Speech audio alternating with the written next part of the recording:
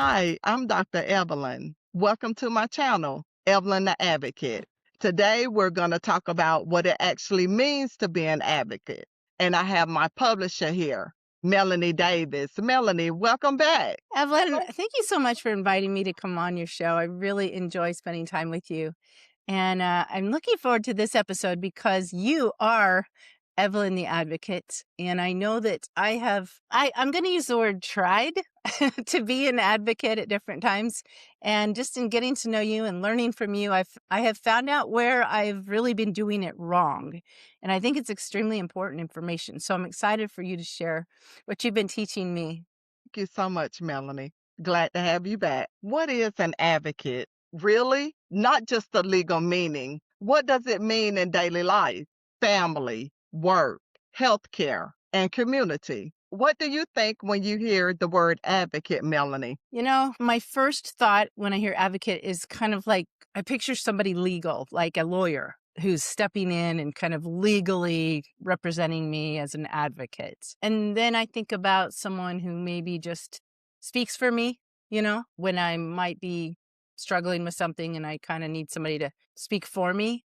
Those have been my initial ideas of what an advocate is. Being that I'm professionally trained now, we found out that that's really not the way to do it. An Yeah. advocate allows someone else to speak. They will assist that person, but a good advocate would never take a person's voice from them. Yeah, I think that's why it's so important for people to learn. You mentioned that you're trained, and I've watched you take your advocacy so seriously. You went through a very intensive training program, and that's kind of the foundation of a lot of what you're teaching here today. I did, and I'm kind of still recovering from that, but it was all worth it. I love your authenticity. Yeah.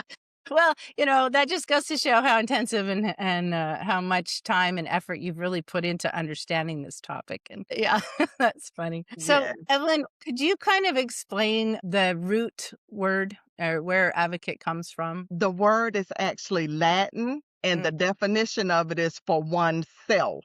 That means like to speak for oneself. yeah. Wow. And that's definitely not what I knew before I met you. But an advocate truly is a person that's coming alongside someone else. So it's not being by yourself, right? It's It's not. someone's coming to you're going to the aid of someone so they can be empowered. It's actually to call to one's aid. Yes, you're right, Yeah. Melanie. Yeah. And So, historically mhm, speaking, on someone's behalf in formal settings, it used to be a real formal thing, but that's yeah, changed now. You mentioned like a lawyer earlier, but there's all types of advocates now. Healthcare advocates, disability advocates, just community advocates. There are many advocates now. right. Right. So it's really become very broad. It's a broad field now.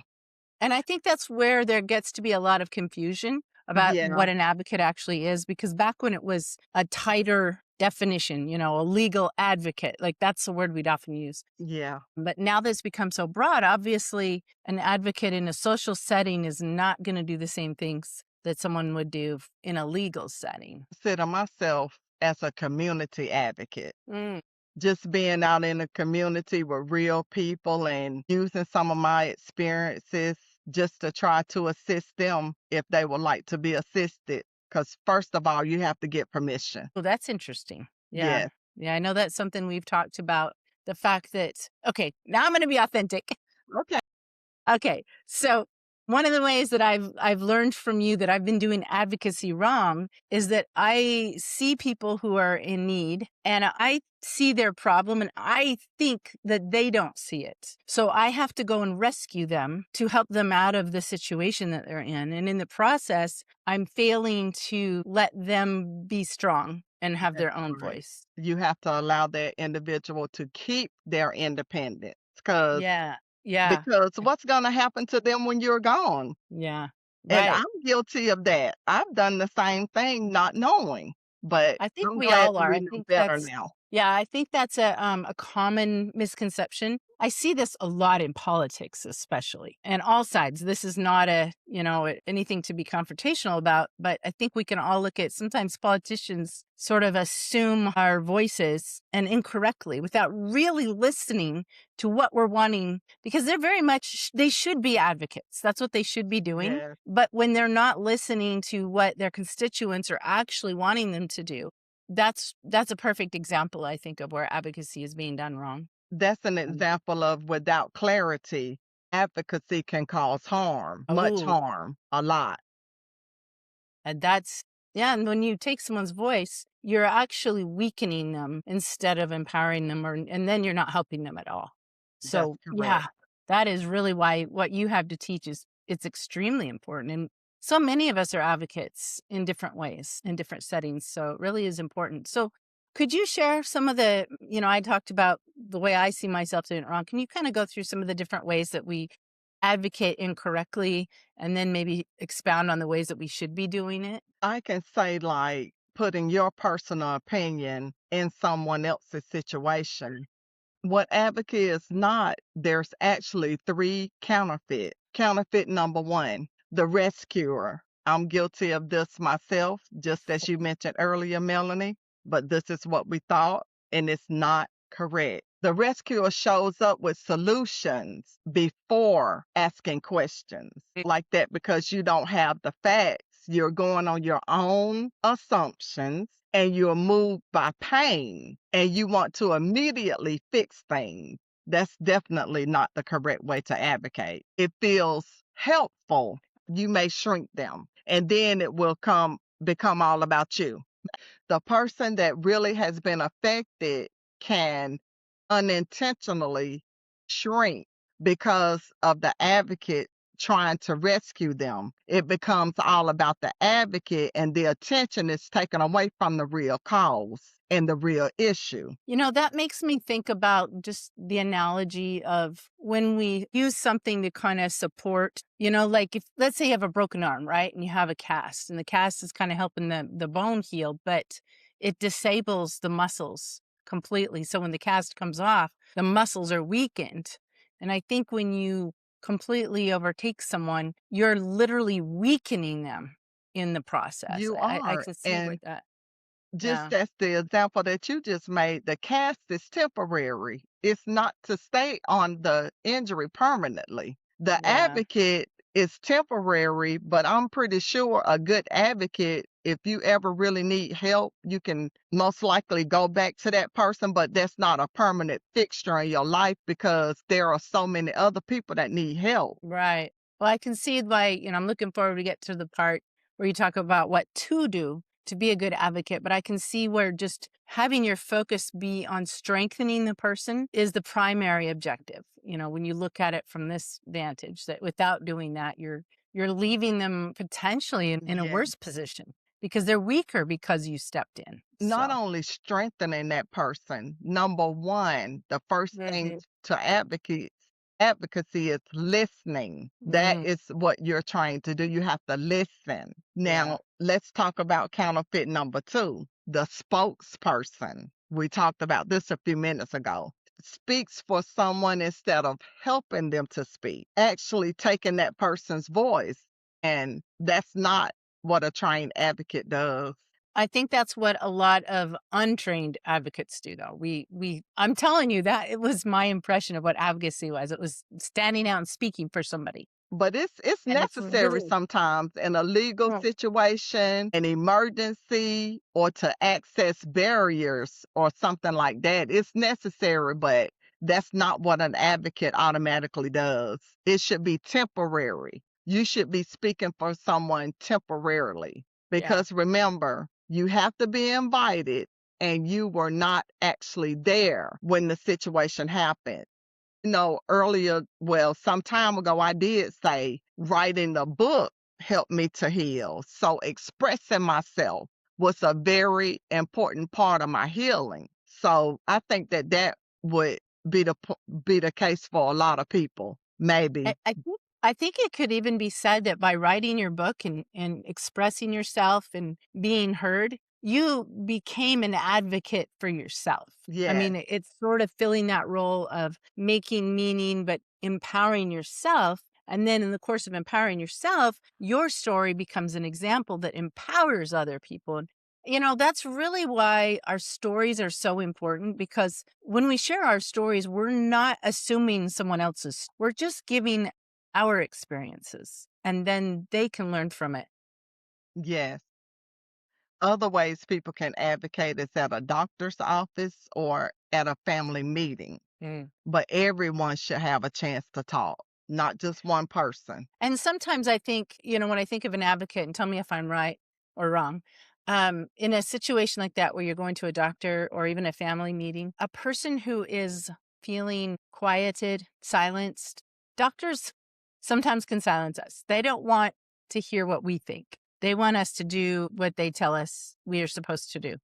And a lot of times they're not right. And so I can see being an advocate is just giving someone the confidence to be able Yes, to go into a doctor's situation or into maybe a family meeting where there's some arguing going on and they're losing. I can see where they just become sort of almost like that person that helps prop them up a little bit more solidly to be able to speak for themselves yeah. now that I'm hearing you. There's a counterfeit number 3, the Mm. savior. Their identity is built on being needed.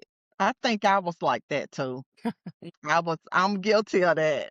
It's easy to be that way because when you do feel like you're helping someone in saving them, you get a lot of endorphins from that. You get Yeah, a lot of meaning to yourself, but it is very self-centered. it It is can be. once you really think about it. Yeah. And that discomfort can occur when the person grows beyond needing the other individual. And Yeah. see, a real advocate would not want someone to constantly need them and depend on them. That's not Yeah. what it's about. Well, let's shift then into what it means to be an advocate. What are some of the things we should be doing? You should celebrate becoming unnecessary. Number Mhm. one, because you encourage that person to have a voice and to become independent.